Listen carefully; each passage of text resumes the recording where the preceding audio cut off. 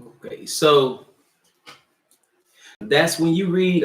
So now, Deuteronomy 25:5. You read about this law was in the Torah. Again, a man supposed to take upon his brother's widow as his wife and raise up seed in his brother's name. They call it the Liberate law. Now let's go. So back to Genesis, the 38th chapter. It says, so he did that in verse 9, and it says, and Onan knew that the seed should not be his, and it came to pass, peace to you, brother, when he went in unto his brother's wife, that he spilled it on the ground, lest that he should give seed to his brother. So now Onan was wicked. He didn't want to raise up seed in his brother's name. People have come here. I've heard big time ministers. What he bet New York Times best-selling author totally misrepresent this. Right? This is I don't want to even get graphic what he was saying, but this is not what this is. This is talking about the fulfillment of the Liberate law. And so, and the thing which he did displeased the Lord, wherefore he slew him also. So he killed him as well.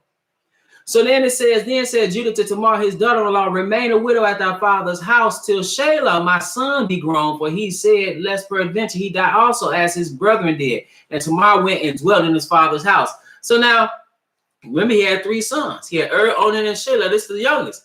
Then, so he told Tamar, hey, this will be fulfilled. Just wait till he become of age. And in the process of time, the daughter of Judah's wife died, and Judah was confident and went up into the sheep shearers to Tamar, he and his friend. Well, hold on. Excuse me 1 second.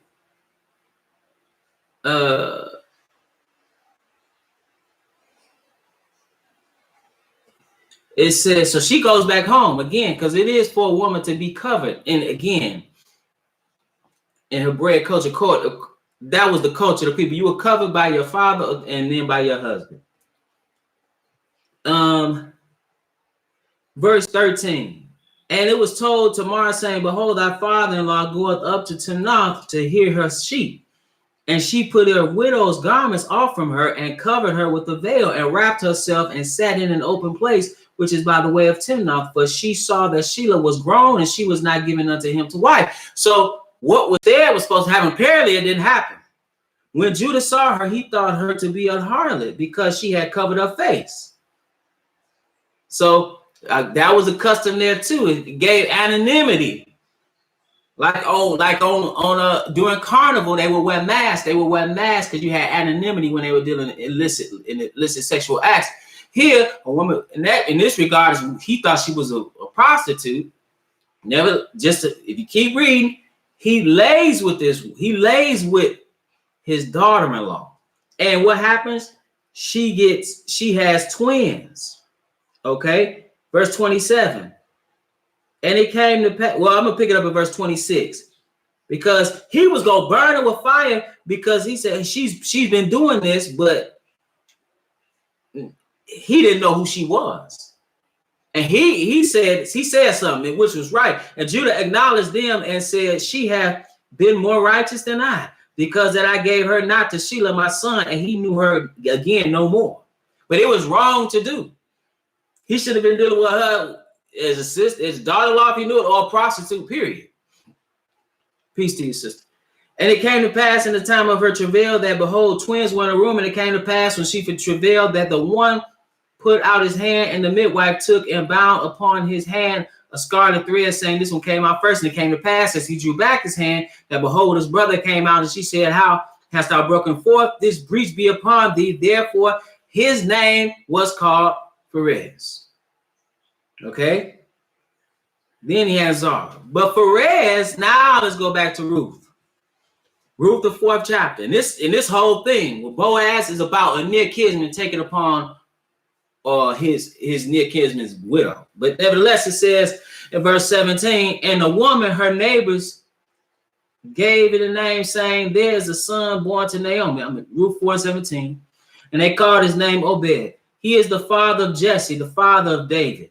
Now these are the generations of Perez. Perez begat Hezron, and Hezron begat Ram, and Ram begat Aminadab, and Aminadab begat Nahshon, and Nahshon begat Solomon, and Solomon begat Boaz, and Boaz begat Obed, and Obed begat Jesse, and Jesse begat David. So now you got 10 generations here. But what was Perez? Perez could be considered, if let's put it like this, if he was in that congregation of Israel, he would have been considered like a bastard. He was considered illegitimate. All right, I give you another example of somebody that's illegitimate. This is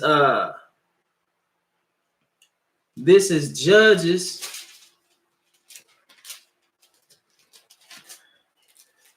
The 11th chapter.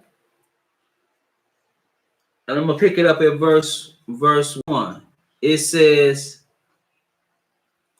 now Jephthah the Gileadite was a mighty man of valor, and he was the son of an harlot, and Gilead begat Jephthah. And Gilead's wife bare him sons, and his wife's son grew up, and they thrust out Jephthah and said unto him, now he became a judge, right? A leader of the people, but they thrust him out. They said, thou shalt not inherit in our father's house, for thou art the son of a strange woman. See, it wasn't that it was like a woman, like another wife or something like that. He was a son similar to Perez, in the sense he thought he was dealing with a prostitute, actually be a sister-in-law, and that was illegitimate.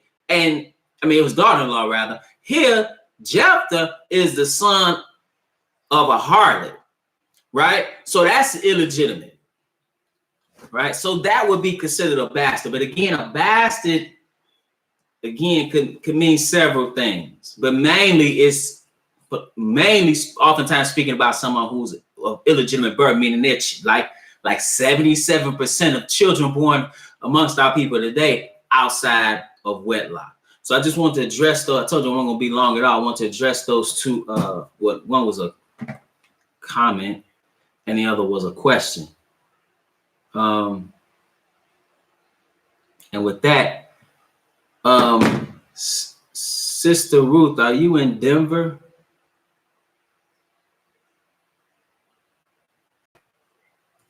If you are,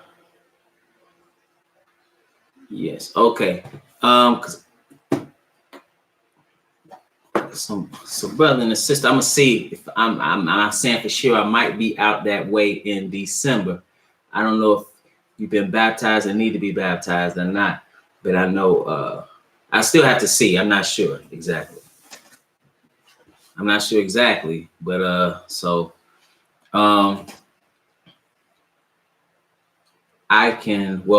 I'll come back on here, not tonight, but Lord willing, tomorrow evening. And we have you can contact us through email. Because I have to email this couple. But they're your way. So we'll see. I have to see. Lord willing, figure out something. But with that, brothers and sisters, like I said, I won't be long today. I just want to address those things. And so it's my prayer that you were edified.